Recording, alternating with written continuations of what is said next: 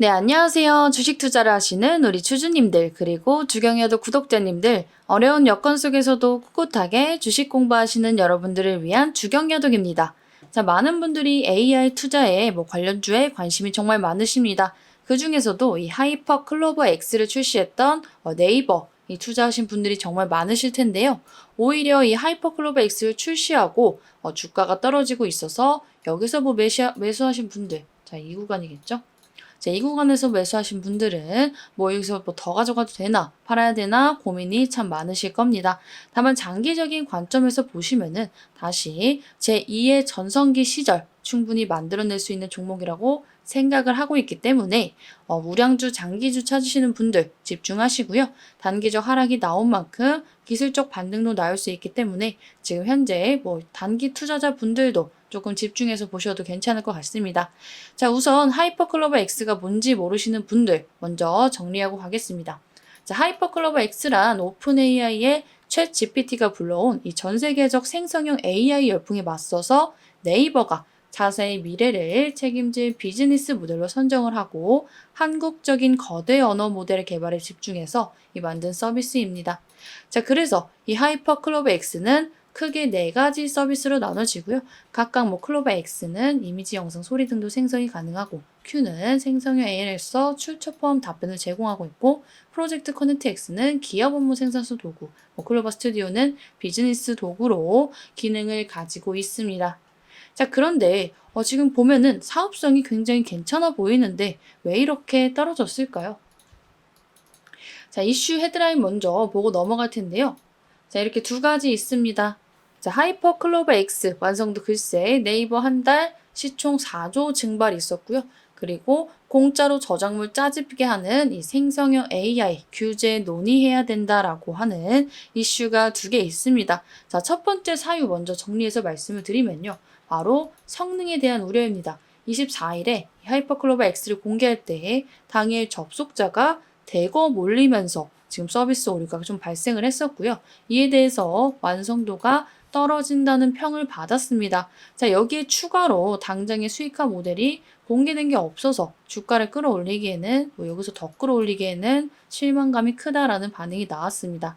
자, 여기에다가 이 3분기 광고 수익까지 감소 우려감이 번지면서 실적 발표 기간까지는 굳이 이게 더 갈 이유가 있나라는 메리트가 없다라는 판단이 나왔습니다.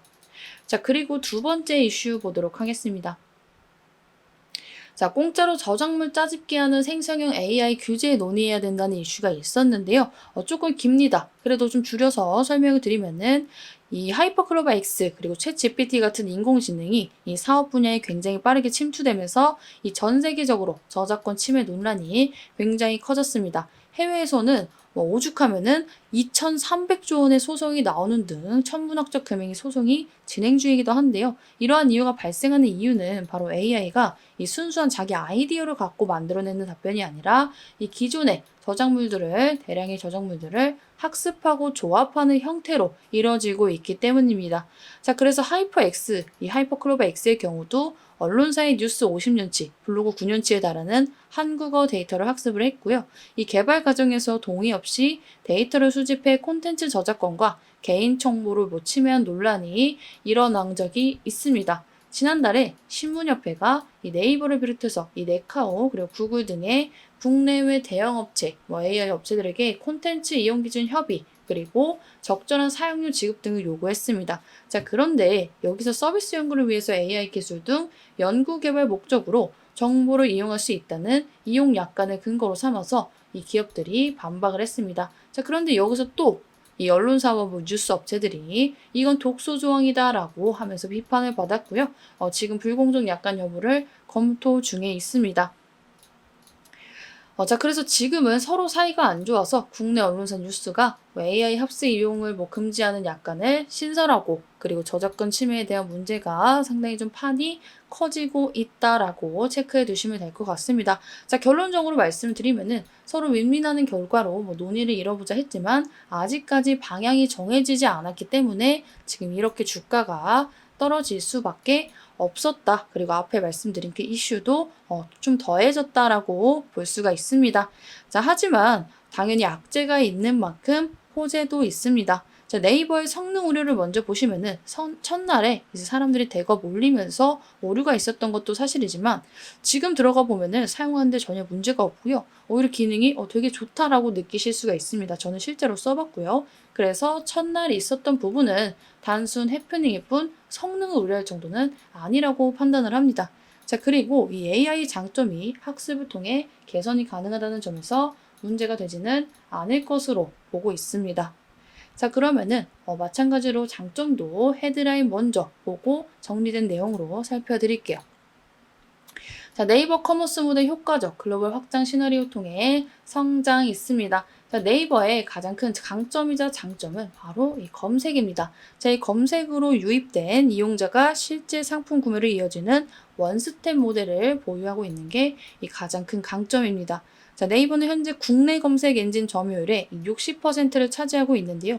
여기서 네이버 쇼핑 브랜드 제휴사와 광고주 사이트로 유입을 시켜서 엄청난 수익을 가져가고 있습니다. 자, 그런데 앞으로는 하이퍼 클로버 X를 활용해서 이 검색의 성능을 더 끌어올릴 수가 있죠. 예를 들어서 옛날에 뭐 운동화 사려면은 운동화 치고 빨간색 찾고 브랜드 찾고 가격을 찾았으면 이제는 검색을 할 때 5, 6만 원대 빨간색 운동화를 찾아줘 하면은 따다다다다 나와서 금방 구매율까지 만족도까지 올릴 수가 있겠죠.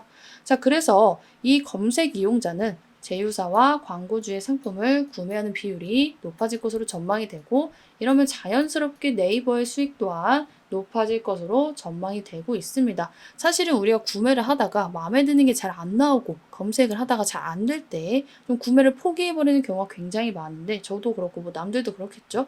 근데 이거를 없애준다면 당연히 수익은 높아질 수밖에 없을 거라고 하고요. 뭐 외국에서 이에 대한 실험을 한 적이 있었는데 뭐 가입 절차, 뭐 결제 절차를 확실히 줄였더니 그 뭐 효과가 뭐 20, 30% 구매력이 증가했다더라 이런 것도 있습니다. 자, 그리고 더해서 콘텐츠 플랫폼을 통한 이 글로벌 진출도 순조롭게 이뤄지고 있습니다. 자, 네이버의 콘텐츠 플랫폼들은 네이버의 광고판 역할을 해주고 있습니다. 이미 네이버 웹툰을 포함해서 네이버가 인수한 글로벌 콘텐츠 플랫폼들의 월간 순이용자는 무려 2억 명입니다.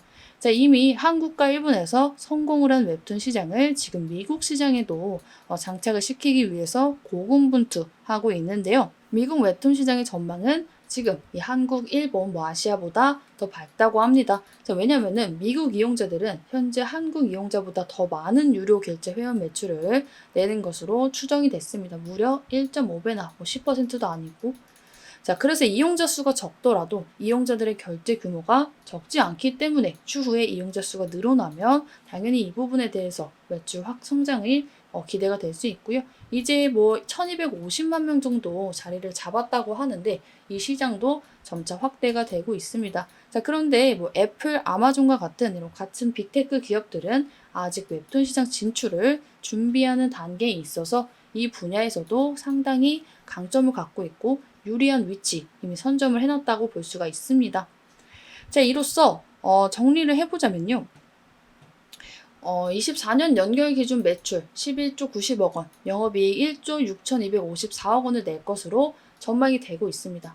이것 때문에 그런데 지금 당장 23년 실적 전망치는 그렇게 좋지는 않습니다. 매출은 12.1%, 영업이익은 이때를 10.4% 늘어날 것으로 정리가 되고 있지만 앞서 말씀드렸듯이 악재들로 인해서 그리고 당장 23년도에 매출이 별로 기대되지 않기 때문에 이 순식간에 네이버가 이 무거운 게 15% 정도가 흘러내렸습니다. 자, 하지만 성능 우려는 지금 뭐 하루 만에 다 잊어버렸죠. 네이버 하이퍼 클로버 잘 안 된다는 거. 다 잠식이 됐고요. 수익 구조도 위에 말씀드린 것처럼 뭐 단기적으로 이번 연도까지는 큰 성장이 기대되지 않을지언정 내년부터는 의미 있는 성장성이 나올 것으로 기대가 되고 있습니다. 즉 이미 우려감에 대한 하락, 여기 아까 그 두 가지의 우려감에 대한 하락은 나왔기 때문에 장기주로 매수를 고려하고 있는 분들은 지금 사기 절대 나쁘지 않은 타이밍, 좋은 타이밍이다라고 말씀을 드릴 수 있을 것 같습니다. 자, 그래서 중장기적 측면에서는 어쩌면 여기가 저점에 가까울지도 라고 말씀을 드릴 거고요. 단기적 측면에서는 기술적으로 갑자기 수급이 확 들어오지 않는 이상 사실상 메리트가 크게 보이지 않는다라고 말씀을 드립니다. 자, 그런데 이 기업이 원래 주가는 40만 원대에 있던 종목입니다. 그죠? 46만 원에 있던 종목인데 지금은 22만 원에 있습니다. 그리고 앞으로 발생시킬 기대 매출과 모멘텀을 생각해 보면은 이미 반토막이 났지만 정말 저평가 구간이 아닐까라고 판단을 하고 있습니다. 자, 하지만 어쨌거나 주식은 수요와 공급으로 인해서 가격이 결정되기 때문에 지금은 당장 네이버가 써봤는데 안 좋고 당장 23년 매출도 기대가 안 돼. 그래서 별로라고 생각을 해서 떨어진 거잖아요.